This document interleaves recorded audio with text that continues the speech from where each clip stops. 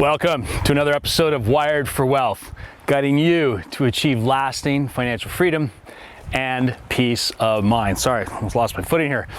Greetings, everyone. I'm John MacGregor, your financial mentor and antidote to your financial struggles. My goal is for you to think better and do better so you can feel better about your financial future.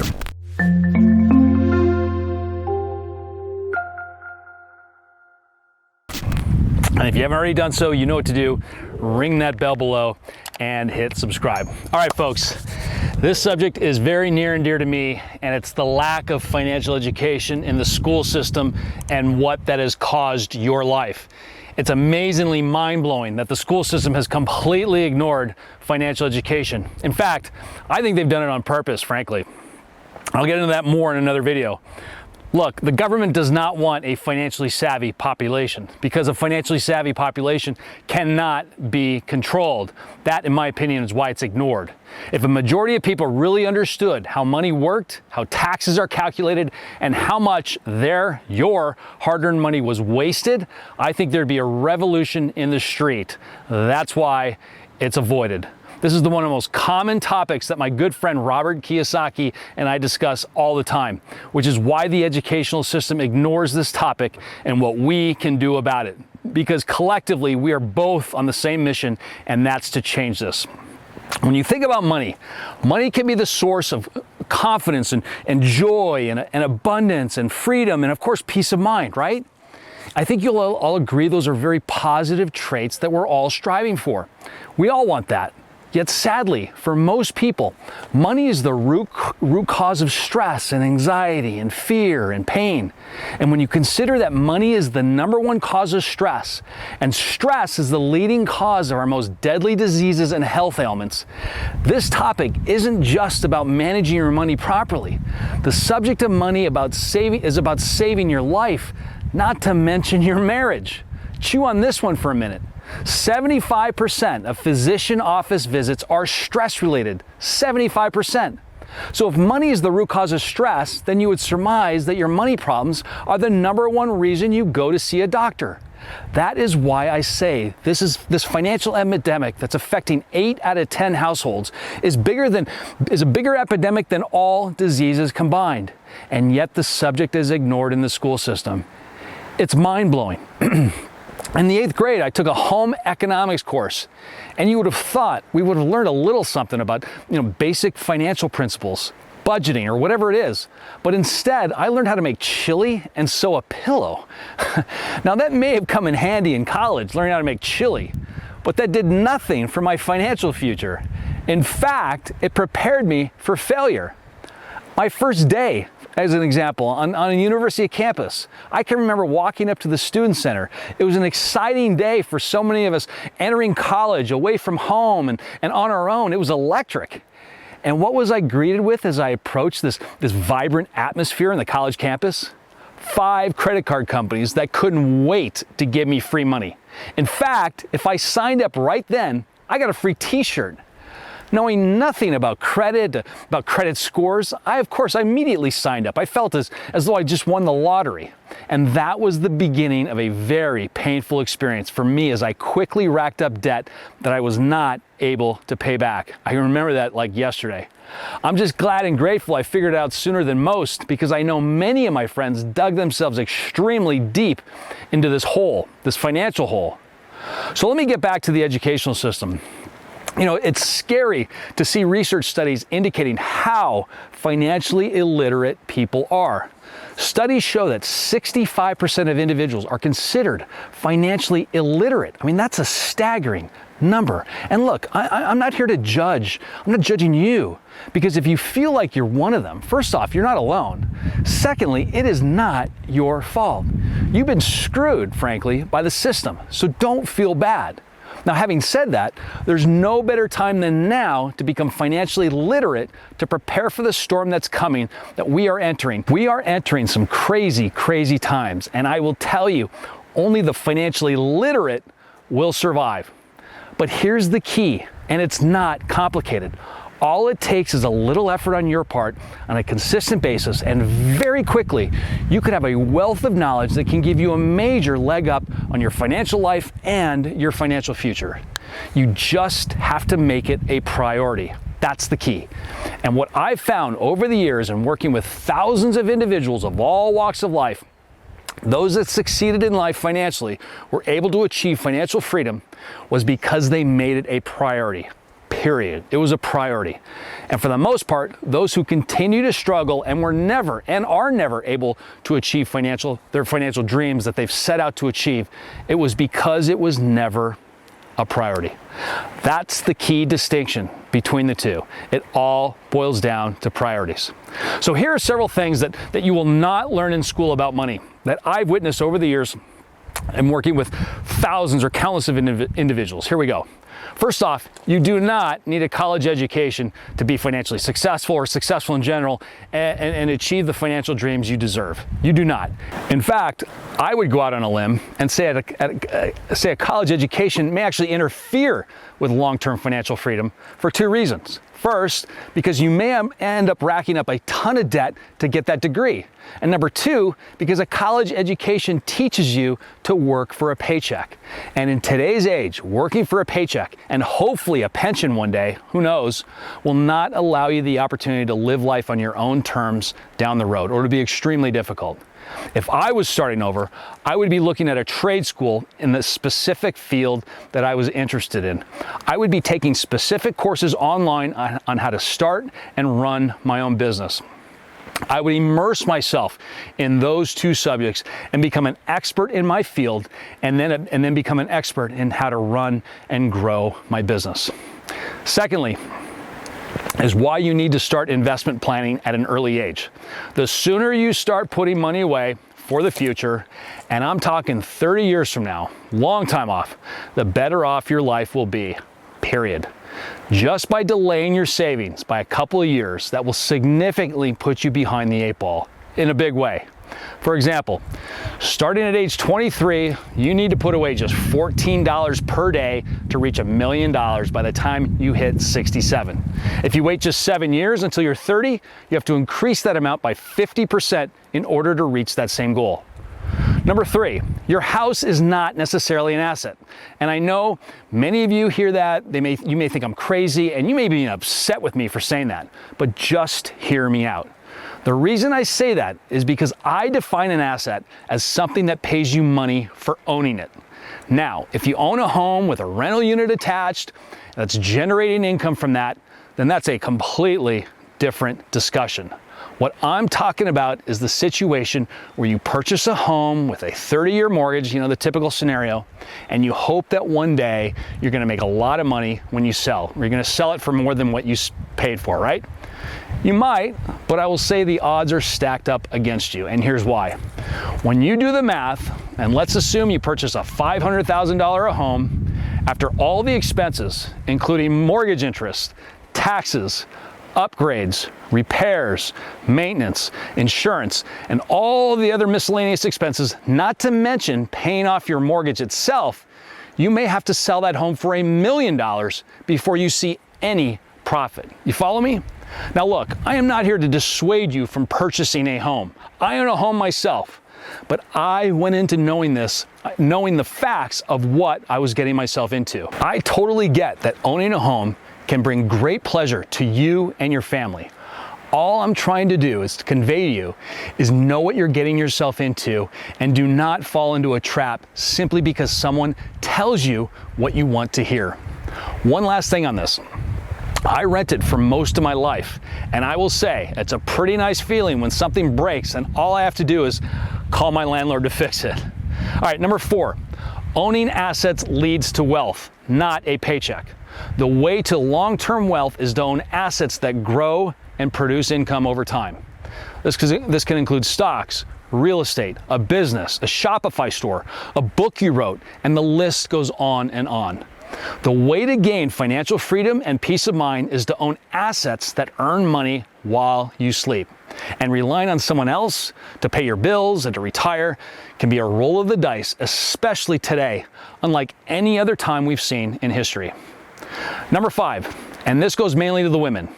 Women, your spouse is not your retirement plan. I can't tell you how many times I've heard that from women only to see tragedy strike when that marriage ends in divorce. If you ask my good friend Kim Kiyosaki what's the one thing that drives her crazy, she'll tell you it's when she hears from women that their husband is their retirement plan. With a 50% marriage failure rate, you women cannot assume your financial life is taken care of forever. I'm sorry to say that. I cannot tell you how many female clients I have worked with that have faced this devastating predicament. Now, I know it can seem unfair, and perhaps it is. I am not going to downplay that. You sacrificed your career in order to raise your family and to take care of the kids, and in the end, things didn't work out. And now, sadly, you lack the skills to re-enter the workforce. I totally get it. I can't tell you how many emotional meetings I've had with women that don't know how they're going to survive financially, simply because they relied on their husband to take care of them. The fear in their eyes is something I will never forget. For 5 or 10 or 15 years, they're at home and they feel secure. Then suddenly the floor falls out from under them. And despite any financial payout as a result of the divorce, in most cases, as I've seen, it's never enough to maintain their lifestyle. Look, here are some sobering statistics that you need to hear. Of the elderly living in poverty, 3 out of 4 are women. That's right. 80% of the women living in poverty were not poor when their husbands were alive. Approximately 7 out of 10 women will, at some point, live in poverty. 90% of all women will have sole responsibility for their finances. This is why it's so important for females in particular to be financially savvy, maintain their skills, and increase their financial knowledge, and even create income on their own. And I'm not here to sugarcoat this if you know me by now. I'm just trying to save as many people as I can from falling in that same tragic hole I've seen so often. It's devastating. Number 6, the importance of monitoring all of your expenses on a consistent basis.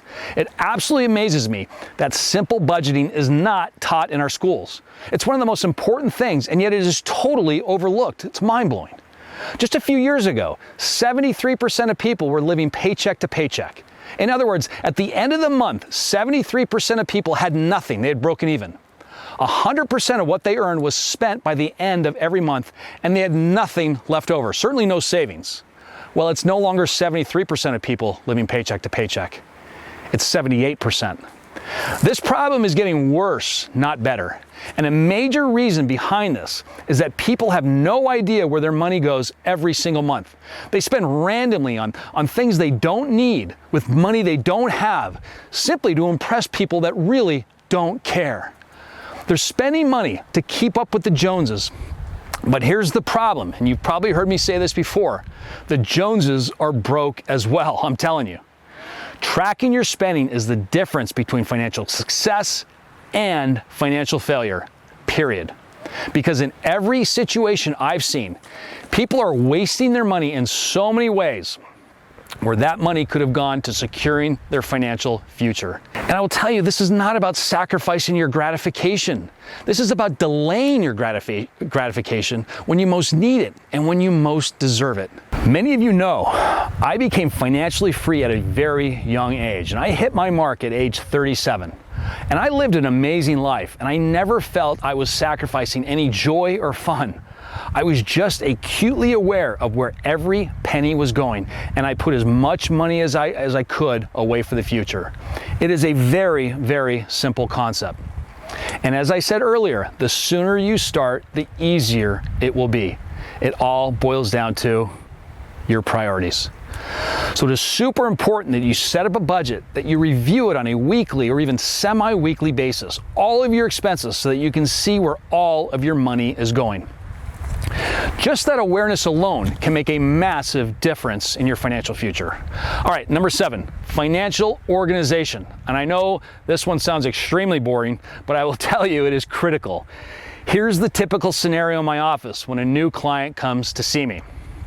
Normally they come to me with what I call a junk drawer of financial statements and documents, and most of the time half the information is missing. It's a train wreck. Most people have no idea what they own, what it's worth, how much it's costing them, why they even bought this financial product in the first place.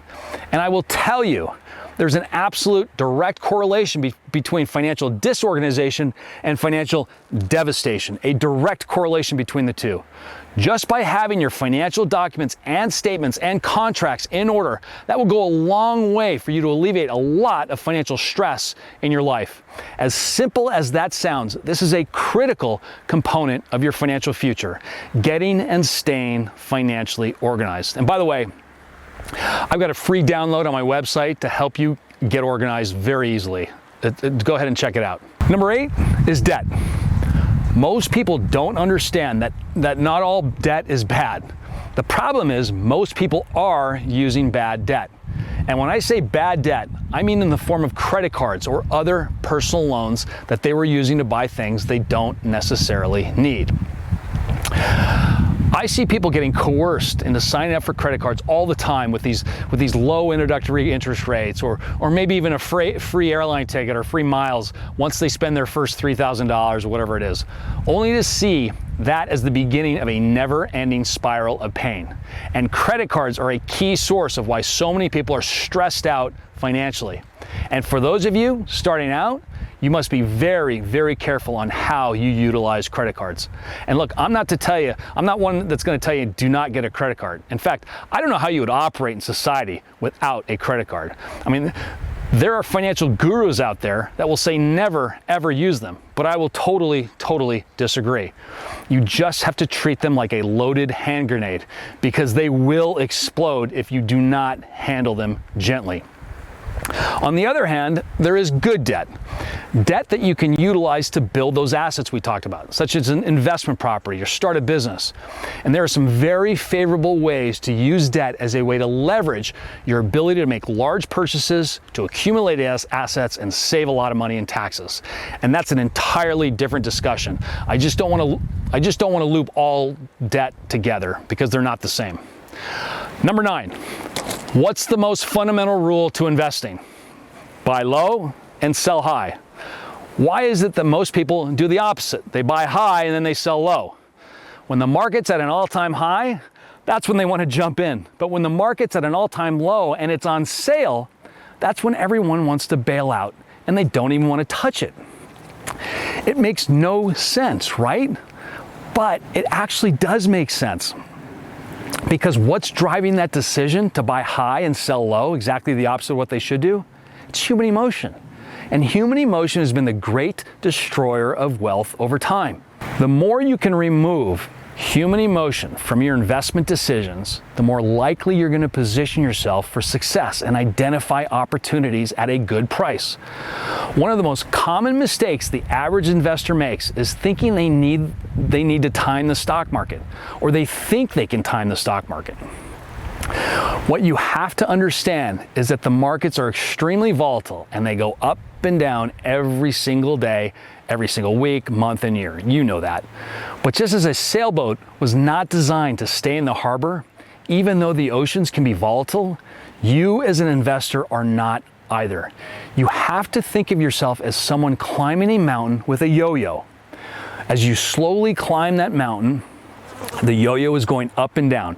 That's the sort of visual that I want you to have for your investments. The yo-yo is going up and down as you continue to climb. Short-term volatility, but long-term growth over time, despite all the challenges we see in the world. So don't fall for that trap that investing is too risky. By doing so, you are significantly hurting your chances of a successful financial future. All right, lastly, number 10, and I'll leave you alone. I was going to stop at number 9, but after a discussion I had at the gym today, I wanted to round out the list at 10 and stop here. And there are more, and I will continue to add to this video in the future, but I think this is a good start. I just don't want to overwhelm you in the beginning. But I think you will agree, everything that I've shared isn't complicated. In fact, most, if not all, I shared is frankly common sense. It's just that the more you can attune yourself and be aware of this, the more likely you're going to make the right decision for yourself going forward. So number 10 is about your credit score, something they will never teach you in school. Your credit score is basically your report card indicating how responsible you are with your money. This stays with you for life and can determine so many things you can do and cannot do as you live your life. With a low credit score, you're at a significant disadvantage as an individual. It can be very difficult to climb yourself out of a low credit score, and it can take a long time to do so. Your credit score will determine the interest rate you pay on a mortgage, or even if you qualify for a mortgage. It will determine whether or not you qualify for a cell phone. Your credit score can determine whether an employer will hire you or not. Your credit score will be used when renting an apartment, purchasing a car, setting up your utilities, and paying for insurance. On a side note, it's so interesting, despite all the education I had, never has anyone ever asked me about my grades, and thank goodness, because they were not great. But in almost every transaction or financial decision I've made, I've had to show my credit score. How's that for irony? Please keep this in mind the next time you sign up for a credit card or a loan. Missed or delayed payments will hurt your score, and that will lead to a lot of problems for you down the road. All right, I'll stop there. I know it's a lot. Don't forget, I've got a ton of free resources on my website that you can download immediately to start right now your journey to financial freedom and peace of mind. I'm also super excited to have launched my new online financial guidance and mentorship program called Thrive Path. It's the revolutionary process to financial freedom and peace of mind. This was scientifically designed to not only change your bank account, but it was designed to change your entire life forever. And you can check that out on my website. Again, don't forget to ring that bell and subscribe and leave a comment. I'd love to hear from you. With that, we'll see you next time. Upward and onward. Take care. We'll see ya. Bye-bye.